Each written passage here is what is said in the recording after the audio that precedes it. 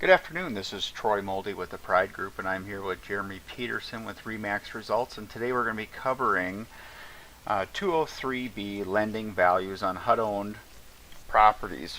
One of the biggest issues that we continually run into is lending values. And what happens is people will see a property and it'll be a hot property, so they'll show their buyers and the buyers will say, well, let's overbid on the property. Maybe it's listed for, we'll use this property for example. Let's just say this property, a buyer looks at and they say, well, it's listed for 180. I really want the property. Let's offer 190,000.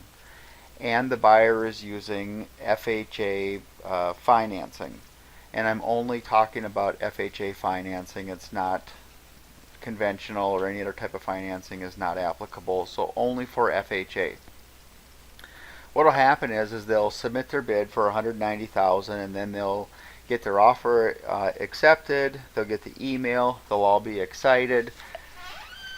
But what happens is when the property is owned by HUD, and this is the underwriting guidelines that your lender has to follow. And again, I'm only talking about FHA financing. Is when we go to page 2 on the bottom, it says limited to the lesser of A, the contract sales price. So if you were to offer on 180,000, let's just say 175, then they would use that value. The new appraised value. So on HUD properties, they no longer provide the REO appraisal.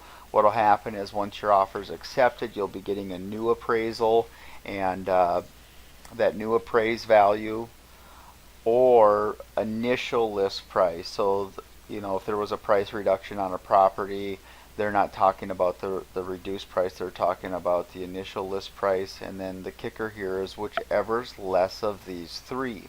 So in the example that we're talking about, if the buyer were to have offered 190,000, they're only going to get financing up to 180,000, and the buyer's going to need to bring to the table the additional $10,000 plus the 3.5% down or whatever they need for that FHA loan they're going for.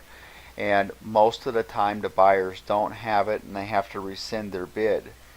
If there's a backup offer, the property then gets offered to that backup offer, and it's always tough as an agent to go to our clients and let them know that they have to cancel their bid because they can't get financing. So the new appraisal does not dictate the new lending limits.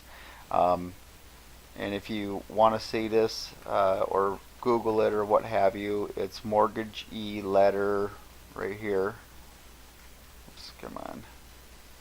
Mortgagee letter 2013-44, and that's when this came out, and that's how that's being understood.